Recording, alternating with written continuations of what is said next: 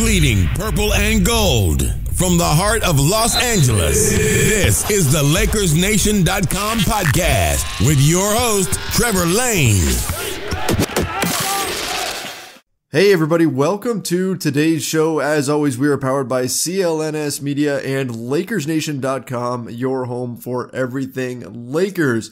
Well, today, big topic, one of my favorite topics in the NBA, always one of the most exciting. We're going to be talking about trades and trades that the Lakers could be involved in and all the different rumors that are swirling around the NBA. It's one of the things that helps make the NBA a true year-round league because there's always some sort of trade chatter going on. And now that we're about 20% of the way into the season, we can start talking about mid-season deals and who might be looking to make a move and whether or not the Lakers could take advantage of that. Joining me today is going to be Alan Sliwa of ESPN. He hosts Lakers Talk on ESPN 710. You can find him on Twitter at Lakers Talk ESPN. Alan, thanks so much for hopping on. Of course, man. Thanks for having me on, Trev. I guess first and foremost, we really need to set the scene here, Alan. We're hopping on, and there's about 3 minutes left in the Rams-Chiefs game. So I've got my daughter's little iPad set up that she uses to watch like YouTube Kids and all that. I've set that up here next to my key so I can follow along with the game. I'm sure you're doing the same. You're following along with this. This has been a crazy game here. If you look at the score, it looks like it's the halftime of two NBA teams. It's 54-51.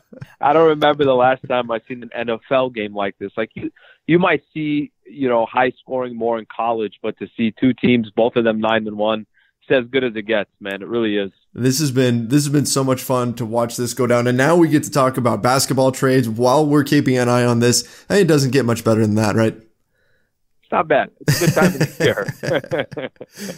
Hey, so the big thing going around the NBA just broke today.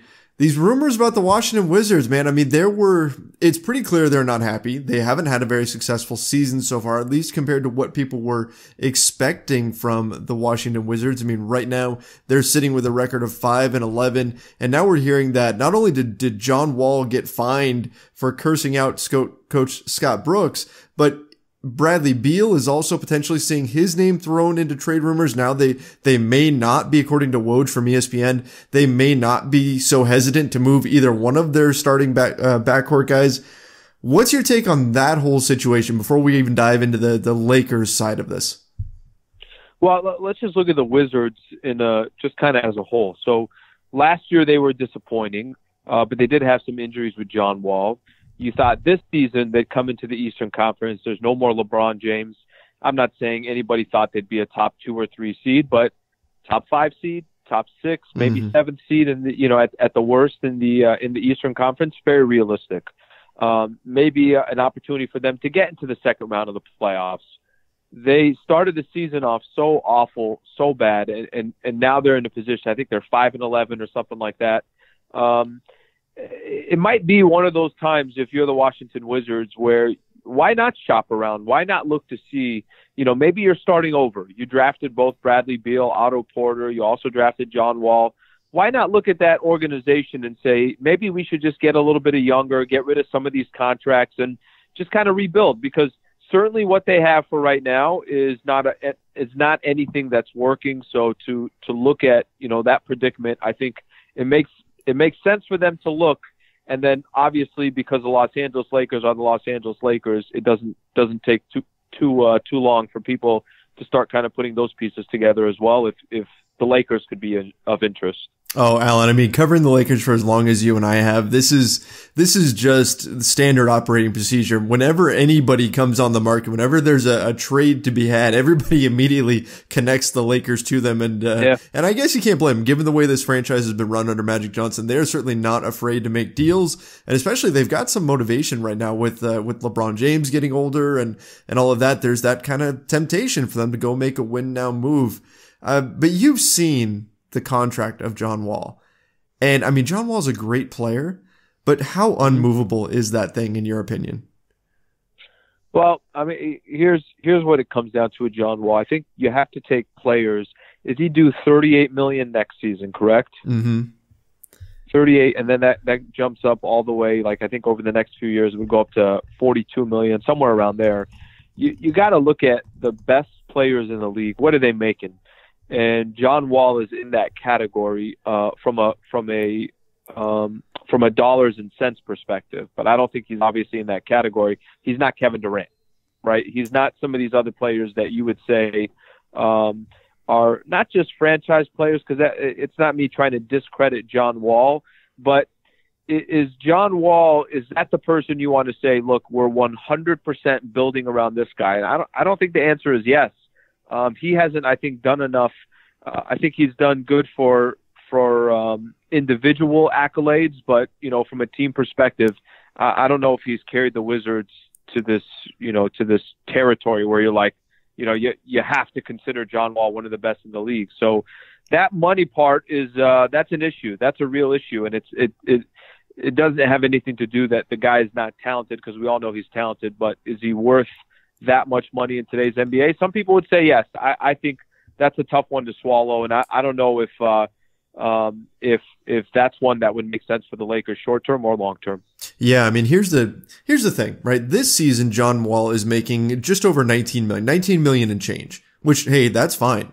If he's making 19 million a year, 20 million a year for the next 5 seasons, he's probably one of the most valuable contracts in the league. Right, because you've got him locked up long term. He's been on a nice deal, but next season he gets that super max extension. Next season he goes up to 38.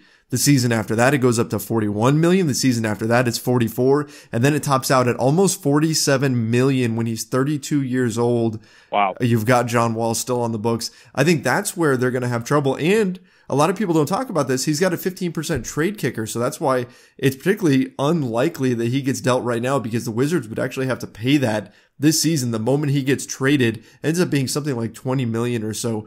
Tom Haberstroh was talking about this a little bit on Twitter earlier. So to move John Wall, the Wizards would have to be incredibly motivated. So I don't think that's really the route that they go.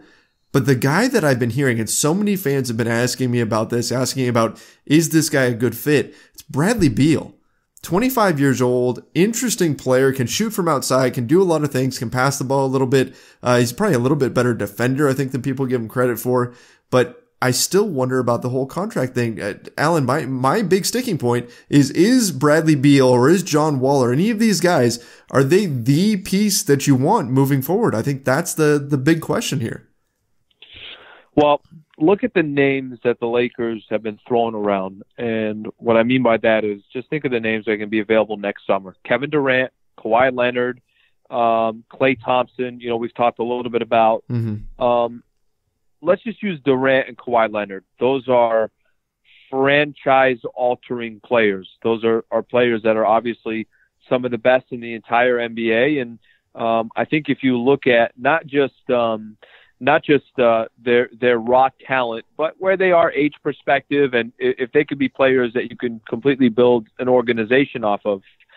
I feel like the only time we've heard the Lakers using potential chips to go after a big-time player, you hear the name Anthony Davis. Right. So if we start talking that the Lakers are going to give up all these chips that they have and all the youth that they have for a primetime player, an all-star caliber player, you think Magic's sights are as high as they could go. And that doesn't mean it's realistic, because look, we've seen just over the last year and a half, 2 years, Paul George, Jimmy Butler, Kawhi Leonard, there's trades that have gone down. Lakers have nothing to do with any of them. It's not like there are a number of teams waiting to make deals with the Lakers. I don't think many teams out there want to see the Lakers succeed. They've succeeded enough. So Lakers are kind of trying to do this on their own. But if you're going to give up everything you got, because you're obviously going to have to give up a lot of these pieces, you're not really going to have any chips left. And that's okay for an organization if you think, hey, now we got a shot at an NBA championship. I think you and I would both agree. Lakers are probably not in that position yet, even though they've got off to a nice start. They're 9-7 right now, should be 10-7 after the Cleveland game.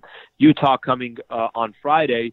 I think we would agree that if Bradley Beal or John Wall was on the Lakers, still not enough there. No. And if you take now, let's say you lost 2 players of your young core to go get those pieces, and then you got to match some salaries. You might have to, add another piece into there, a KCP or something like that. and I'm obviously not, looking right down the line of all the dollars, is that enough? And the question becomes, I think it's, at least for me to say, I don't think it's enough. And now you're banking on, you got to go out next summer and bring in a player at another max deal. If you get that player, is it enough? It might be. There might be enough talent with all that. But I do think that the Lakers are in, they're in an interesting spot. They don't have to make a move just to make a move. And I think what we're seeing right now in the NBA is there are players and names that will become available that you don't even know will become available simply because teams aren't doing well or organizations, they're not happy with the organization that they're in. So I think it is, it is fascinating to see what's happening in Washington and see if the Lakers can take advantage of that predicament or situation. But I don't know if the Lakers have seen enough yet this season to start all of a sudden taking some of their young players and saying, okay, we're going to give up on that one. All right, guys, we need to pause for 1 second so that we can talk about Fanatics. I'm thrilled to have Fanatics as one of our sponsors today. They are the world's largest collection of officially licensed fan gear from all the league's teams and players you love. They have the best selection, including trusted brands like Nike and Jordan brand, exclusive designs by Fanatics, and autographed collectibles from today's biggest stars. And get this, they have something called their Jersey Assurance Program. And my goodness, I wish everybody, I wish I had this. If you buy a player jersey and that player is traded within 90 days, Fanatics will replace your jersey with another player from your favorite team or your favorite player's jersey with their new team. Here's why I wish I had this, because years ago, when the Lakers had Pau Gasol and Kobe Bryant, they also had a guy named Andrew Bynum. You guys remember him? I was thinking, you know what? I'm going to buy myself a Lakers jersey, but I don't want to get the Kobe jersey. Everybody's got that. I don't want to get the Pau jersey. I see that all the time. Let me go with the guy that's going to be the next big thing, Andrew Bynum. So I buy his jersey, and 2 months later, he gets traded. He's traded. He's no longer a Laker. That jersey has hung in my closet ever since. It is there right now because I can't bring myself to throw away a Lakers jersey, but it's an Andrew Bynum. What am I going to do with it? Right? So if I had that jersey assurance program, I would have been able to swap out my Andrew Bynum jersey and gotten something else. It's super useful. We know player movement is awesome in today's NBA, and Fanatics is right there to make sure that a player getting traded doesn't mean you just wasted money on a jersey. Fanatics is there to support you in that situation. They do have hundreds of Lakers products to choose from, including Nike, plus Fanatics branded fast break jerseys for LeBron James and your favorite Lakers players. You can join Fanatics Rewards to earn fan cash on every purchase. And guys, you can support us, support this podcast, and you get free shipping through Fanatics because you're one of our listeners by shopping Fanatics by going to fanatics.com/LakersNation. We always appreciate it when you guys support the companies that help support us. So head over to fanatics.com/LakersNation, get all your Lakers gear, get everything ready for Christmas. They're going to have they always have amazing offers on there. And because you're going through us, you also get free shipping. So again, go check it out, fanatics.com/LakersNation. Yeah, exactly. This is very much an audition season for these guys. This is a chance for them to either prove that they can play alongside LeBron James on what will eventually be a championship team, or they can't. And if they can't, then they'll probably find a home somewhere else for them. But I mean, to say just this many games into the season, right? I mean, we're 16 games in. To say that at this point, it seems a bit premature. I think the one thing that we're missing quite a bit is when you look at a guy like a Bradley Beal or some of these other pieces that we get fans clamoring for the Lakers to go after, is you got to think about not just what you're giving up. I've seen all these trades being thrown out on Twitter. Oh, trade Lonzo and Ingram for Beal or whatever.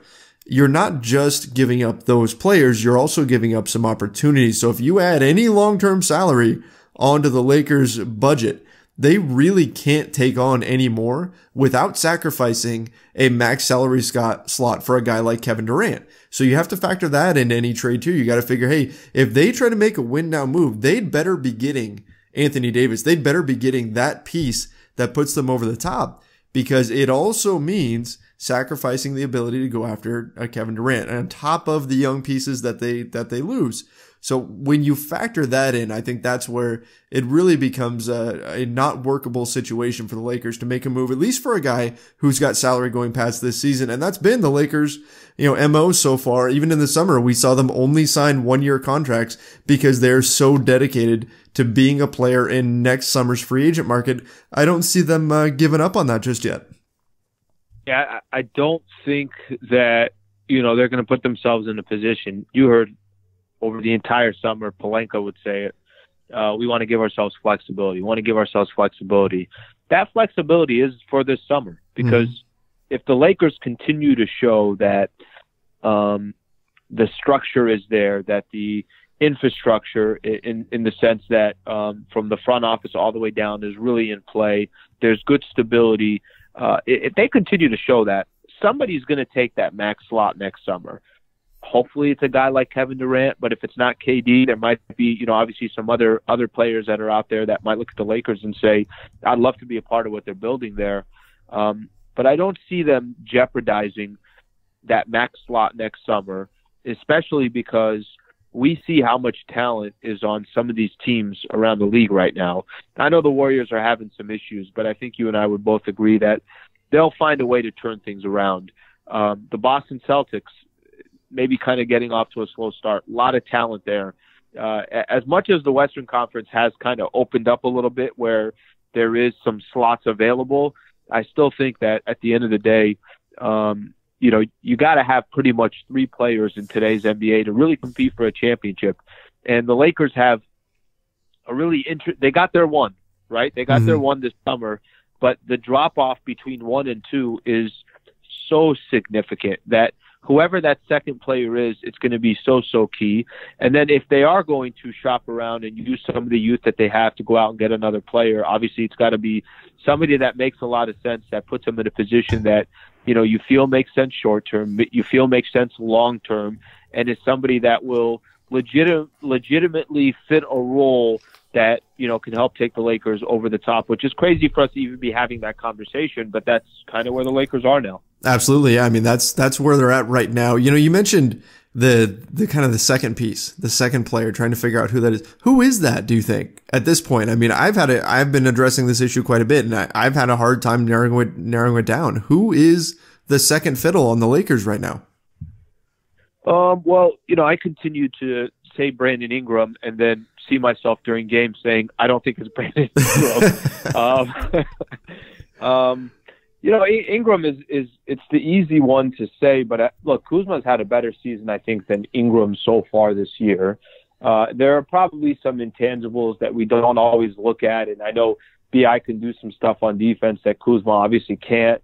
But BI also hasn't been that consistent. Lonzo Ball 100% hasn't been that consistent. I don't know who that number 2 guy is. I mean, you could probably make an argument that JaVale McGee has been the second best player on the Lakers this year, and has, at least from a stat line perspective and getting defensive plays and getting blocks, he's been as key as anybody else other than LeBron James. And no one would have ever guessed that.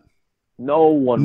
I mean, it's crazy to even think of it now to be having that conversation, but the way kind of going into the season, where I don't know about you, Trev, but I know for me, I was hyping up BI like crazy. Oh, I was too. And I did think that Zoe would get off to, a faster start. And look, I'm still one that, believes in both of those players. I'm also one to be making excuses for them. But there are times I'm watching and I'm saying to myself, man, it looks just too much like last season. You know what I mean? Like their skill set still looks pretty identical to what it was a year ago. So to try and narrow down the second best player, at least at this point, maybe it is JaVale McGee that is the one that kind of stands out so far for the Lakers this year. Just surprised it hasn't been one of these younger guys. Yeah, I think and maybe that's what's really driving this topic here, because I've seen so many Lakers trades thrown out there, whether it's on Twitter or Facebook or wherever, all over social media. Lakers fans are throwing out these trades, and you've got guys like Lonzo Ball, Brandon Ingram, Kyle Kuzma. All 3 of these guys seem to be drawing a lot of frustration from the Lakers fan base, because the sense was heading into the season that one, two, or ideally all three of these guys needed to make the leap this season. And as you mentioned, it kind of feels like more of the same so far. So what's your take on that? Or is there a certain point in this season where you got to just say, okay, these guys may be on the trade block, or maybe we figure out something else with them? Or do you just continue to play it out and hope that their growth kind of rises steadily? Because, I mean, so far, I don't think they've been that impressive. And if they have been, it certainly hasn't been consistent. Well, I think no matter what the organization does, I think if we're talking about the Lakers and some of their young players not maybe getting off to as fast a start as we hope for, then they might have less value than we all thought going into the season. Great so I part of me believes that it's very, very important right now, no matter what happens, is these guys all got to eventually get into a groove. And I feel they will. I mean, let's use that game yesterday against the Miami Heat. LeBron puts up 51 points, and I don't know what the rest of the team scored, but there was such a significant drop-off. They didn't need when to score. LeBron was in the game. Yeah, exactly. There was such a drop-off between when LeBron was in the game and when LeBron was out of the game. And the reason why I mention that is because, look, in order for this team to make any noise this year, it can't just be LeBron. Mm-hmm. You're going to assume that at some point BI will become at least more of what we envisioned going into this season. And I want to say Lonzo as well, especially now with Rondo still out 4 to 5 weeks or so. So I think it's tough if you're another team out there and Lonzo and BI aren't living up to the hype so far this year, then maybe the interest level of other teams goes down, or maybe there's a team out there that says, well, they're not using them right. If they were on our team, we can, certainly take advantage of them, or we think we can help them get to where they need to get to, or whatever the case is. But I guess I'm just under the mindset that we're so early into the season that, talking already about trading this player and that player, I think is so premature. But it's something that's going to be, I got my Lakers talk show tomorrow. I know that's going to be a topic, and I'm, certainly going to open up the call to Laker fans and get what their thoughts are. But I think at the end of the day, if by, as you get closer to that trade deadline, you're a couple of weeks out, they're going to have a much larger sample size this season to really kind of determine where there's still holes at and what players are stepping up and what players aren't. Yeah, agree 100%. I think at this point, it's early to just say, okay, this guy needs to be traded. Maybe you start listening to things. Maybe you start taking a look around the league and you start hearing some stuff and you just kind of open up the options a little bit. But I certainly don't think it's time to just make that knee-jerk reaction and make a trade when this team isn't quite clicking or the young guys haven't quite figured it out. Playing alongside LeBron James, in a lot of ways, the game becomes easier, but it also can become a little bit more difficult. It's an adjustment, right? And we've seen, Brandon Ingram overall has probably played better when LeBron's off the floor than when he's on, because it's just a little bit more natural for him. It's an adjustment period. It's going to take time for them to figure everything out. But again, if these young guys don't really hit that next level, then the Lakers have got to be prepared to make some other moves and have some backup plans. And I think that's something that Rob Pelinka and Magic Johnson will indeed have. I know a lot of people were frustrated with Lonzo. He scored 2 points in 2 games total. Yeah. 2 points total in the last 2 games. So there's a lot of frustration there with Lonzo Ball, and it's understandable. But the NBA, when you make a move too early, it can really come back to bite you. Yeah, and just think of I've used Boston as an example. They've been so incredibly patient of grooming their players and really just kind of waiting for the right free agent to become available and trading players at the right time and putting together good contracts that make sense. And they've built this continuity. And at the same time, they got a number of players there that if they want to use as trade bait, Terry Rozier, Jaylen Brown, Jason Tatum ain't going anywhere. Marcus Smart's under a good contract. And all the players I just named off are not any of their, I didn't name off Kyrie Irving or Gordon Hayward or Al Horford, these other veterans that they've, eventually signed. So I think there's value in having, young players that, obviously grow with your team. And Look, the Lakers got talent. No question about it, they do. I think we have our expectations of, maybe it's just the expectations, we need to taper them. Maybe BI just won't be the guy that we all want him to be until he's 24 years old, which is still very young, right? And he's 21 now. Maybe Lonzo Ball really won't step into his own for a couple of years. Like that's something that we're just going to have to kind of wait and find out. The problem is, when you got LeBron James, obviously all timetables changed, and that's something that the front office is just going to have to juggle. Yeah, that's going to be up to them to try to figure out, what do they do? Do they make that win now move if they don't feel like these young guys can be ready? But again, I don't see that move being made until next summer at the earliest, unless, something changes, something drastic happens here. Then maybe, you mentioned Brandon Ingram, and I got to say this, Alan, this last summer, right? You and I were both very, very high on Brandon Ingram. We thought he was going to be the guy. So far, he's been kind of hot and cold. He's had some good games, some where he just kind of disappears or doesn't shoot the ball well.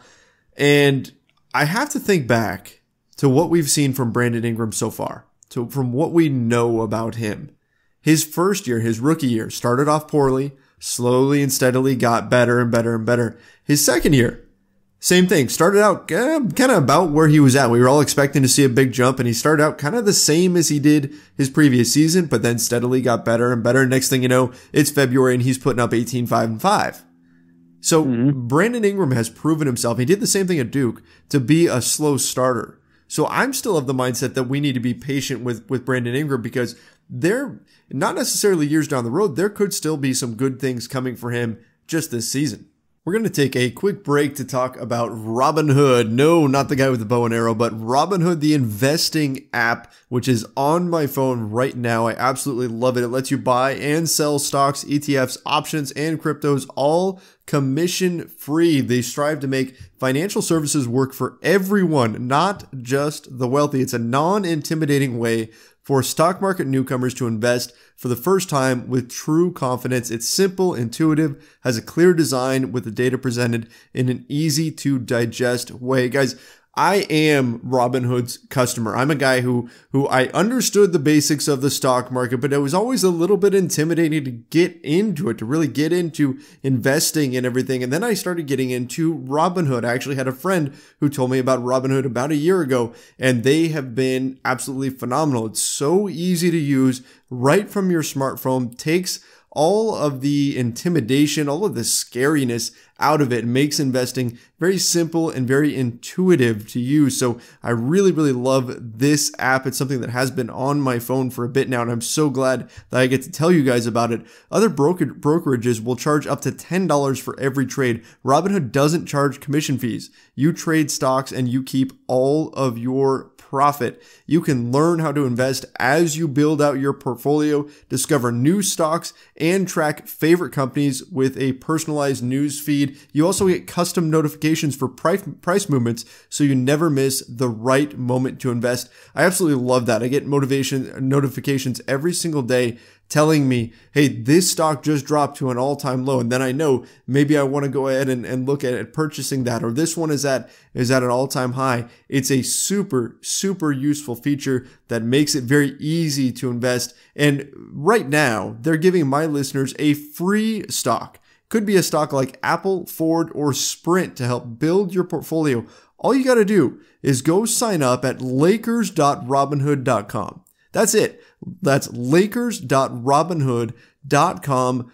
Go check them out. Highly recommend it. Something that's been very useful for myself personally, and I hope that you guys do go give them a look. Again, lakers.robinhood.com. You know what's funny about BI? Yesterday I was looking at his stat line, and he had a couple nice shots towards the end of the game. There was key shots that helped the Lakers get their victory. But one of the things that I think BI can be more of a playmaker. And the one time that I'll look at his stat line and say, God, I think BI can do more than that, assists. And I know BI doesn't always have the ball in his hand, but I feel like as of right now, when he does have the ball in his hand, he's just looking to score. And I think that, and maybe that's planned. Maybe that's what the coaching staff wants him to do, but he's just looking to score. I think he catches himself in times taking bad shots or not taking advantage of certain players because he's got such a height advantage. and not setting up other guys. And maybe Trevor, when we talk about BI, maybe a lot of this just has to do with one thing. His mind is kind of telling him to do one thing, but at the same time, he only knows so much. So just think about that. 21 years old, and he's got, pressure that many other players in the league who are 21 just don't have that pressure on them. And that's not to say, that it's not safe to say that guys like Jason Tatum or Donovan Mitchell or Ben Simmons, these guys aren't having incredible talent in the NBA, but maybe his talent's just going to take a little bit more time. Sure. Yeah. And that's totally normal and can happen with a player. Sometimes it just takes time for them to develop. I mean, look at this, like Kemba Walker, right? Has scored over 100 points in the last 2 games, right? I mean, he is just absolutely blowing up. Go back a few seasons and people were livid at Kemba Walker because his shooting percentage was so poor. And he was struggling to hit shots, and he couldn't hit from outside. People were going under screens on him because they knew that he was gonna fire away, and he was just gonna throw up one brick after another. And now here he is, and he's in a contract year, and he's gonna get a max contract next year because he's just unstoppable as a scorer. I saw people comparing him to Kyrie already because he's having such an incredible season, and this is a guy who's just taken a little bit longer to develop, and that's just the way it is. Sometimes we as human beings don't all develop at the same rate. Sometimes it takes time for us to grow, and that just may be the case with a guy like Brandon Ingram. I think you still got to be patient with him and believe that there's still talent there because we see flashes of it all the time. He just hasn't quite put it together consistently yet. And yeah, that pressure is on there because of LeBron, but at the same time, there's definitely something there with Ingram that can become special if he's given the time and the right environment to grow. At least that's my take on him. Yeah, Trev, and I think that's the main question. It's like, really, where's the front office with all this? Mm-hmm. Is the front office, do they think in their mind? And I think they're very high on Brandon Ingram. So do I feel like BI will be gone in a month? No, I don't. I really don't. I feel like he's going to be a part of this team for a long time. But that's the question. The question is going to be the front office at the end of the day is looking at this window that they have, and they're going to do obviously everything they possibly can to take advantage of the window of LeBron James. LeBron, opportunity to play 4 years in Los Angeles, but as every year passes, he'll obviously be a year older, and that's a big deal as he gets to his age. So will every one of these, will all the youth be with the Lakers for the window that LeBron James is here? Probably not. We've already seen whether it's Julius Randle, Jordan Clarkson, Larry Nance Jr. Mm-hmm. I mean, there's been already a number of players who are on this team that are now all gone in Magic and Pelinka's regime. But I think more likely than not, there certainly will kind of have to balance the winning right now and making sure that there are players there that have potential, that if they do go away, that you get the proper value for them. Because if they go to another team and then they explode, obviously it wouldn't look that good. Right. And I hate to bring this up again, but I mean, the Julius Randle situation, obviously he's been playing very well for the Pelicans, and the Lakers had to watch him kind of walk to another team, and he's been playing very good basketball. So that's something that they certainly don't want to see. They have to kind of weigh the risk and reward, but exchange for letting Julius walk, now they'll have an opportunity to go after a max level player next summer. So we'll see what they end up doing with it. You sign a guy like KD or someone like that, Kawhi, and all is kind of forgiven. So it's going to be a challenge, I think. In years past, the Lakers have been in the talent development mode. That's been their situation. And as you and I have talked about many times, this has been a complete change for the organization, a complete 180. Now it's win games right now, and it doesn't matter so much whether the young guys play. You want to see them develop, but you're not worried about, is Lonzo getting the minutes in the fourth quarter? No, you're worried about who is it that's out there that's going to help you win the games. And that takes time to sort of shift into that mentality. And maybe that sort of mentality gives them a little bit more incentive to move some of these young players, maybe at the trade deadline, but maybe not. I mean, this organization so far, and I've got a few different, bones to pick with them as far as moves they've made and everything. But so far, I think Magic and Pelinka have done a very, very good job of turning this team around. Look, they're in this was probably about a week ago. I was in the locker room, and I was just looking around, and it was right after Tyson came, maybe a couple games in when Tyson came. I'm looking around the locker room, just seeing, I'm like, geez, there's Tyson Chandler, there's Rondo, there's JaVale McGee, there's LeBron James. All the reporters were going towards different players, and Lonzo Ball literally didn't, like, there was maybe 3-4 reporters around Lonzo, and I'm just thinking in my head, what happened from last year to this year? As in, look how much change there overnight. Look how much change in the Lakers organization. I say that as a compliment to the front office, because the front office went out. They got veterans. They got the best player in the world. They tried building kind of, obviously around LeBron, but doing it in a more strategic fashion. And then they got all these guys that have won championships before inside of that locker room. You got to give credit to what the front office has done. And that's not to say that you can't criticize them as well, because a lot of people will say, why did you take Tatum? Why did you get caught up in the Lonzo Ball? But whatever that vision was, we'll see if, that down the road, 5-10 years from now, if that was, obviously the wrong pick. But what they've accomplished, and like I mentioned, the structure that they put into place, they've made some incredible progress to an organization that was irrelevant over the last couple of years. And now all of a sudden, everything that happens, it's around the Lakers. There's a lot of pub around the Lakers, and that's not to say it's going to be, an easy trip the rest of the way, because I know the Lakers are going to have their challenges, but they've turned things around pretty fast. Yeah, they really have. And, that's, it kind of echoes what I wrote for LakersNation.com this week. Was I wrote about Magic Johnson and Rob Pelinka and how quickly they've turned things around and how they managed to pull that off, how they've orchestrated some trades that initially drew a little bit of criticism, like the D'Angelo Russell deal, but they ultimately used that cap space in a positive way, brought in LeBron James. And so they've kind of been able to live up to what they said they would do, and that's bring in stars and sort of change the direction of the team. So certainly have to give them credit there. But the one thing that's really stood out about this organization and the organization under the guidance of Magic Johnson is they are aggressive. They've been making, from Magic Johnson within, I was either his second or third day on the job, he traded Lou Williams, right? He's making deals right away. So I still anticipate this team to be aggressive, even if, like you and I both agree, they are still patient with the young players. I still feel like this team's going to be out there looking for pieces, whether it's on the buyout market or the trade market or whatever, this season. So what is it, when you're looking at this roster, what is it that you feel that they need more than anything else? Like, what sort of a piece do you think they'll be looking for if they're hoping to really solidify this team to where they can be a true playoff contender? Maybe not a championship contender, but the kind of team that can put a scare into anybody in the playoffs. Well, I mean, let's look at yesterday's game. Yesterday's game, to me, opened up my eyes in a couple different ways. So we talked about how LeBron was, obviously doing everything. Mm-hmm. We talked about how that 51 points, and when he came out of the game, it was such a drop off from when he was in the game. And Lakers were relying on him to shoot, 19 of 31 or something like that from the field. So he shot at a very high clip. What kind of stands out to me and what worries me is how dependent the Lakers are on LeBron. Mm-hmm.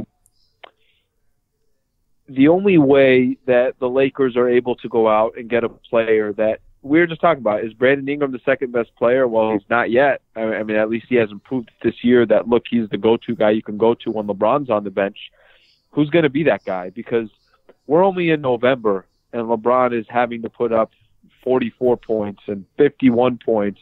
And the Lakers need these points to get these wins. So I think that is a concern, and that should be a concern.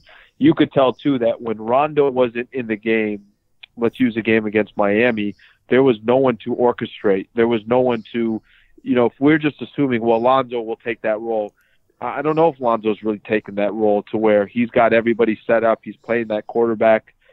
He's communicating on the basketball court. So my concern is, I don't know if the Lakers, if they got enough pieces there where LeBron comes out of the game, that they're still, picking up momentum and going from there, or at least just making sure they have another person that they could rely on. So that's a little bit of a concern. And, probably the only way for you to find a player to fill that need is you might have to give up some of these guys that we're talking about. And I do agree with you that I think Magic and Pelinka have been aggressive, but I think they've been strategically aggressive. Yeah. That they haven't gone out there and just said, you know what, we're going to do this just to do it.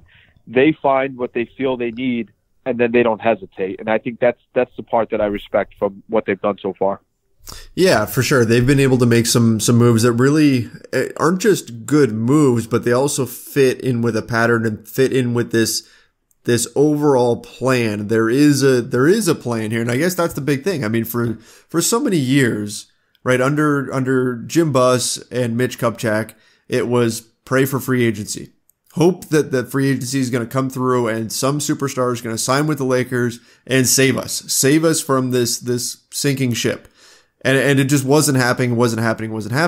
Magic Johnson and Rob Pelinka have been making moves knowing that they've got plan A, B, C, D. They've got all these plans down the line, and they've got the ability to go out there and actually make things happen rather than just kind of hope that someone comes along. And, yeah, they were fortunate that LeBron did come along, but they had other options available as well that they could turn to. So I think they've done a nice job of just sort of being prepared regardless of what they get confronted with to move this team forward.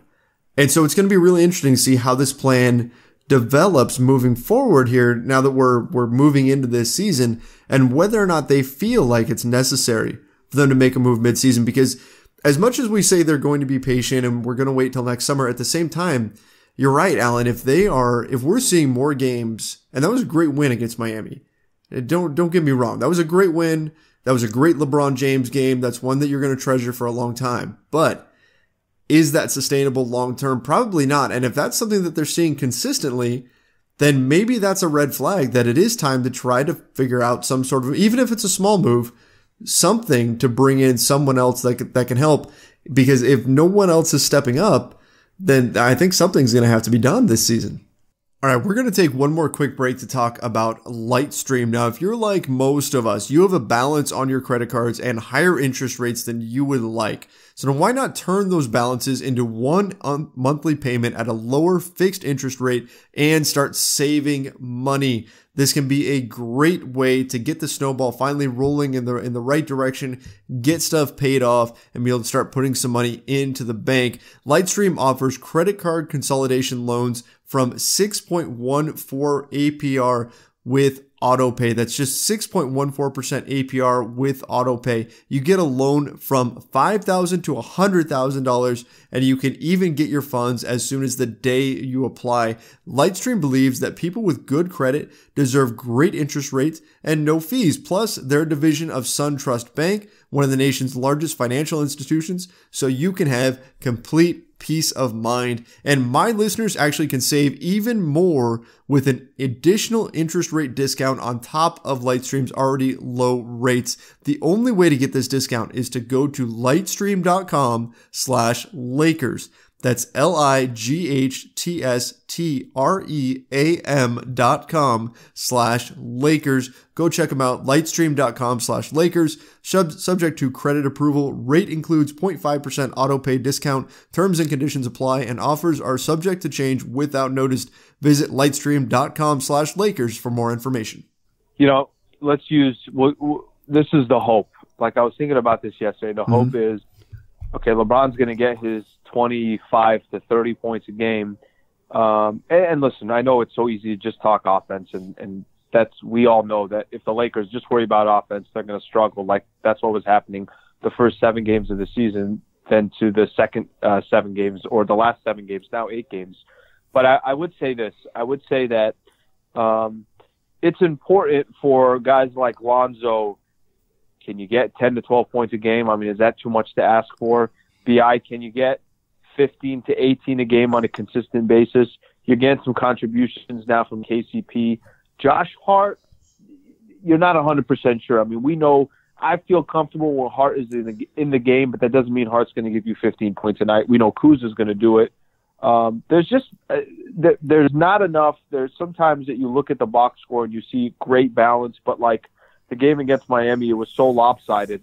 And that was like the first thing that came to my head. I'm like, glad we got the win because we lost in Orlando.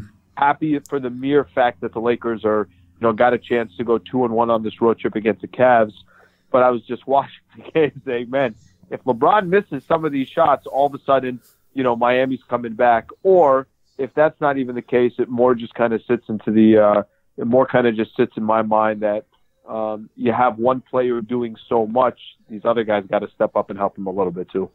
Yeah, it feels like there's a lot of standing off the ball when LeBron James is in the game. Is that something, you've been in the locker room with these guys. Is that respect out of LeBron? Is that uncertainty over where they should move? Is that the coach? Is that Luke Walton should be trying to fix something there? What do you attribute that to? Because that's something that I've been noticing quite a bit. A lot of just stagnation when LeBron James has the ball in his hands.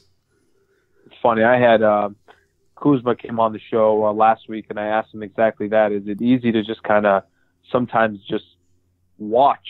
You're just watching LeBron James towards those final minutes just because it's LeBron James.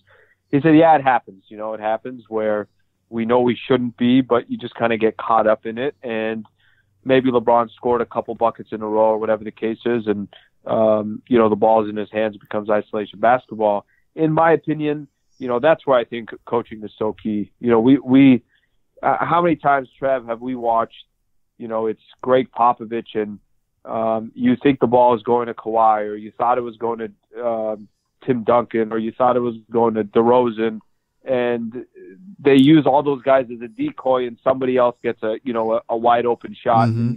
I don't think we've seen enough of that with the Lakers this year. I think there definitely has been too many times where it's isolation basketball towards the end, and you're depending on one player to hit a shot rather than, maybe kind of outsmarting the other team.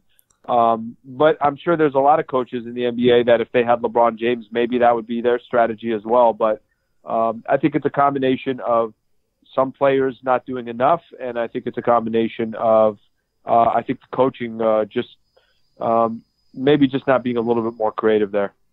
Yeah, it's something where, and I think you described it perfectly when you talked about the isolation play. It's like if the Lakers are up and there's about, say, 6 minutes left in the fourth, it's like they suddenly just morph into a completely different team. They try to slow it down and run out every shot clock. They stop pressing the action. They and a lot of times it bogs down their offense to the point where they're not scoring anymore. They're taking bad shots, which is giving up long rebounds and leading to transition opportunities for the other team. And next thing you know, it's a whole new game and the other team's right back in it. And so I think that's something that's got to be fixed. It's something they've got to figure out. Their half-court offense doesn't have the complexity at this stage. You talk about Greg Popovich, you talk about some of these other coaches. It just their offense doesn't have that to it just yet, to where they can really do that. And you mentioned, running guys off of screens and having LeBron James be maybe a decoy, and we just don't see that intricacy at this stage. And maybe that's just a growing pain. Maybe that's something that's going to take a little bit of time to develop. But again, it kind of goes back to that big overall point of relying too much on LeBron. When you were describing things there, Alan, I instantly thought back to that Spurs game. Who was it that hits the big shot over the Lakers? It wasn't LaMarcus Aldridge. It wasn't DeMar DeRozan. It was Patty Mills, because he was the guy that they popped open. That's the kind of stuff that personally, as a basketball fan, I'd rather see teams run plays down the stretch and get open looks for their guys than just spread the floor and give the ball to your star and wait for the double team and kind of play it out. At least that's my take. That's, I think, where they need to go in these next few months in order to really make the leap as a team, is to start to see a little bit more complex action on the offensive end, in addition to some better action on the defense, better communication on the defensive end. Yeah, it's funny. I've used that example like a number of times doing any type of show or anything. I always use the example of, in regulation, Pop ran a play for DeMar, and then in overtime, he used DeMar as a decoy and ran it for Patty Mills. Patty Mills hit the shot. DeMar missed it in regulation. And I feel like Coach Luke Walton has had a little bit of a shorter leash these last 2 weeks. What I mean by that is he's quicker to call timeouts. He's quicker to show emotion on the bench. He's quicker to, maybe be a little bit more confident with his own decision making. Like, look, if I'm going to be under the gun for making sure this team, takes these big steps and strides, so early on in the season, well, I'm going to do it my way. And I feel like Luke is starting to take a little bit more control of certain situations. Now, at the same time, like we just mentioned, I do want to see him. I think I've said it a few times where, there's certain coaches, whether it be the NFL or the NBA or whatever the case is, you just feel a coach's impact in a game. Like, you're like, damn, like that team won that game because that's their coach. Mm-hmm. And I don't feel that. I don't feel that a lot with Coach Luke Walton. That doesn't mean that, that's not something that's going to change, or maybe that's just poor observation on my part, because, Luke is in this position where we give everybody credit when everybody else credit when they win, and then we blame him when they lose. So he's at times in a no-win situation, certainly with fans and with some of the media at times. But I'll say this. I'll say that the Lakers are making some strides for one reason. They're playing better defense, and they got guys that are out there that are actually giving effort. And Tyson Chandler has most definitely cleared up. The holes were there, but there was a gap between JaVale McGee would go to the bench, and now you literally have no other big that can just give you 15, 20 minutes a game, and that's what Tyson's doing. But, Trev, you obviously are watching all these games, and you hear these guys in the post game and everything else. They all say the same thing. If we play defense, we're a good team. If we don't, we're not that good of a team. So as much as we give some criticism towards Zoe and to Ingram, and we'll just use those two players as an example, I do think those two players have been pretty solid on defense. It's just so easy sometimes to point out their offensive deficiencies that, that's what we focus on. Yes. Yep. And that's a big point that I've been making recently, that it's very easy to see when a player is either excelling or struggling on offense. That stands out. But defense doesn't quite so much. It's a lot harder when you're watching the game to notice Lonzo fighting through screens, or Lonzo switching multiple times in a possession, or Brandon Ingram making the right read and coming over from the weak side to contest a shot, especially if it doesn't result in a block, if it only alters a shot or something. Defense just doesn't stand out like that. And so a lot of times we miss all of that. We miss those things. And so we can be quick to criticize for failure on the offensive end or struggles on the offensive end, and not as quick to give credit or give praise for defensive success, because it's just not something that stands out as much. Yeah, no, you're 100% right. And look, the Lakers it's no coincidence that they're playing better basketball when they play better defense. They got ran off the court against the Magic, couldn't play a lick of defense. That didn't even look like that. They made the Magic look like the Warriors. I know. That was insane. I know. It was just like one of those random games, and you felt like by the second quarter, I'm like, let's go. I waited all Saturday for this, It was like, I was like excited for an early start, and then that obviously happened. But you can tell, you can really, really tell that when they got guys, and this is the way we talk about LeBron, and there's too much on LeBron. Well, at the same time, it's not like LeBron is playing. In that Portland Trailblazers game, he played as good as defense as we've seen all season long. But I think that there's other players that can help LeBron by making up for some of his either his defensive efficiencies, or he's just pacing himself and he doesn't want to play defense on a couple of possessions, because we see that. But that might be an area where some of these other guys can help LeBron James, because obviously he's putting a lot of the load in on offense as well. All right, Alan. I think that's a great point about LeBron and his defense. That's he's had his moments where he hasn't been able to really exert all of his effort on the defensive end. But at this point, 16 years in the league, he knows where he needs to spend his energy. He knows where he needs to get his body in order to be peaking right around playoff time. So I'm not going to question that. I think that he knows what he's doing. He knows, that sometimes he's not going to give full effort on the defensive end, and sometimes that can be frustrating, but there's a bigger picture that he's looking at, and that's part of why. But Alan, I want to wrap up with this. So the trade deadline's coming up in February. I believe it's February 7th off the top of my head. So what's your gut tell you at this point? We're a little over 20%, right around 20% of the way done with the season. I know it's early, but after that deadline, does this Lakers team look the same as it is right now? What do you think?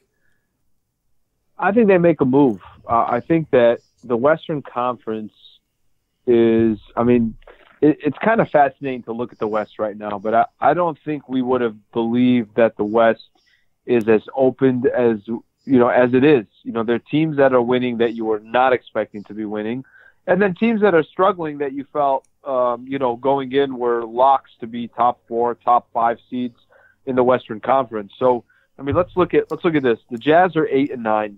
Minnesota is 7-10. Those were two teams that made the playoffs last year. Obviously, the Timberwolves probably, won't be making, especially now without Jimmy Butler. Spurs are playing .500 basketball. They're 8-8. Houston's 8-7, and even though they're playing better, you expect them to kind of continue to kind of go up those ranks. But the Western Conference is it's more open than I think we thought it was. So I think Magic and Pelinka have only shown that if they think something makes sense, they're going to do it. And that doesn't mean that they're going all in. All it means is that, they feel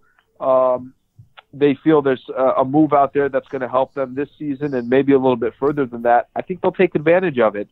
And I don't think anything's given me any indication that they're just a sit back and wait and hope things that, eventually marinate. So if you're asking me if I think this is the same roster after the trade deadline, I don't. I would think that the Lakers do something, and, maybe their thought process is if they made a move or two here or there, they think that they can be a top, 4 team in the Western Conference where now all of a sudden you have home court in the first round, and then you never know what happens after that. I totally agree. 100%. Everything you just said on the money. I think for sure that if the move is there, they will make it. They're not going to hesitate, and that's what they've shown. You mentioned the Western Conference. I don't know if you've got it pulled up right now, but I'm looking at the Western Conference table here. The top 3 teams. Very, very weird. What is happening? Okay, so heading into the season, we just kind of assumed, hey, the teams that aren't going to be really in playoff contention, Portland's going to drop off. They're going to be the team to drop out. The Grizzlies are definitely not going to be in playoff contention. The Clippers, these teams are going to be the teams sitting in the bottom, not kind of making it. And then some of these other teams will be up there. The Spurs will be there, the Rockets, all that. 1, 2, and 3 right now is the Portland Trail Blazers, the Memphis Grizzlies, and the Los Angeles Clippers. What is happening, Alan? How is this even possible? These teams are far exceeding all of our wildest expectations. And then you have some other teams like the Houston Rockets who are not living up to it. I know small sample and a lot of this can change as the season goes on, but big picture, this has been such a fun season because it hasn't been anywhere near as predictable as anyone thought. Yeah, I think that's part of the allure right now in the Western Conference is it's so easy to have your locks and to say, well, this team's going to be the best and that team's going to be the second best team. And look, when it's all said and done, that might be the case, but we forget about teams like the Memphis Grizzlies that had a couple players that have been injured, Mike Conley Jr. and Marc Gasol. We forget that before these guys were injured and Memphis were in the playoffs for a number of years, so they're just kind of showing like, okay, well, we just got healthy. It's not like any of these guys went anywhere, but you assume that a team like that just wasn't going to crawl back into the picture. The Clippers, probably the biggest surprise of the entire NBA. They're not just 11-5, they're beating good teams. And they have, somebody had said it. I think they were on one of the ESPN games or it was NBA TV, and somebody had said, or it was on against the Spurs over the weekend. And somebody mentioned that they have just these number of different players that were all like not good enough on certain teams that are now all on one team. So they all have this kind of tough and grit to them, but no real alpha male. So the West is I never thought the West would be as open as it was. You remember Denver's hot start. Now they've lost 6 to 10 games. So I don't know what's going to happen in the Western Conference, but it makes me excited to see that there's that much uncertainty because a team like the Lakers can find themselves in a position with all the veterans that they have to, put themselves in a spot where maybe they can make some more noise this year than we had originally thought. Yeah, if it's as wide open as it looks right now, then I mean, really, it could be anyone's game here. Of course, everybody expects the Warriors to figure things out once they get Steph Curry healthy and all of that happens. Then I think they'll be just fine. But still, I mean, this conference looks a lot more open than we could have expected, and so that could mean good thing. Maybe not. Maybe it gives the Lakers even more competition to get into the playoffs, but it could mean some good things for them if they're able to get into the playoffs. Could mean a positive sign for them and their ability to maybe make it into the second round, make it into the Western Conference Finals. I mean, who knows? We can dream here, Alan. It could happen. Well, I'll say this, Trev. You know, look, there's a greater likelihood that the Warriors are going to figure it out. Curry's going to come back and everything else. But I do think they got an issue up there. I mean, the issue is no one's going to beat the Golden State Warriors if it's just another team versus the Warriors. The best shot you got is if the Warriors have issues within their own roster and within their own organization. I think they got some issues. I don't know if this Draymond Green, Kevin Durant is going to stay completely quiet, you know, the rest of the way. Maybe it does. But I think for the first time, you know, I think the rest of the NBA is looking and saying, wow, how great would that be if they have some problems, because we know talent-wise nobody's going to beat the Golden State Warriors, but maybe they create their own issues. And, you know, they certainly have been playing since Steph Curry went down, they've been playing below 500 basketball, and I'm sure most basketball fans are happy to see that.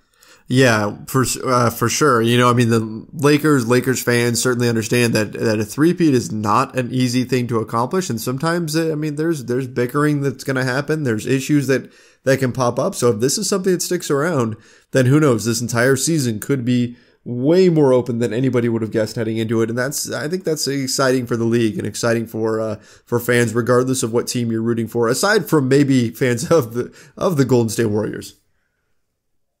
Yeah, I mean, look, I think Steve Kerr said it best. He's like, look, we're kind of falling back into the NBA.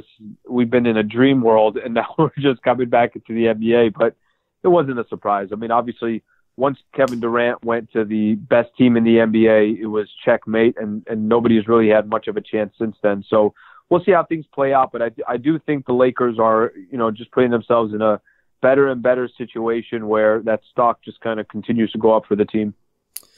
All right, Alan, I think that's a good place to cut this off here. And we can, I think we covered a ton here, from Lakers trades to the state of the Western Conference, everything in between, the young guys, all of that. Man, I got to give you a big thank you for coming on here and helping break all this down and going through everything. I really appreciate it, as always. No, I was enjoying it, man. Thank you, Trev. Appreciate it, man. Guys, make sure you go follow Alan on Twitter at Lakers Talk ESPN, and of course, check out his show on ESPN 710 LA. That is Lakers Talk with Alan Sleewood. Always a great listen, great show. I love it. So make sure you guys go and check that out. We'll be back next week with a new show. In the meantime, guys, we've been doing Lakers Nation post-game shows. We'll be doing these live on Facebook after every game. We've got myself and Josh Kang have been on there and breaking down all the action. So make sure you guys check that out, Facebook Live after every Lakers game. And if you wouldn't mind, guys, please go subscribe, rate, and review to this show on iTunes. Helps out the show, and we certainly appreciate it. Make sure you head over to LakersNation.com, your home for everything Lakers. My name's Trevor Lane, guys. You can follow me on Twitter at Trevor_Lane. And until next week, hope you guys have a happy Thanksgiving, and we'll see you.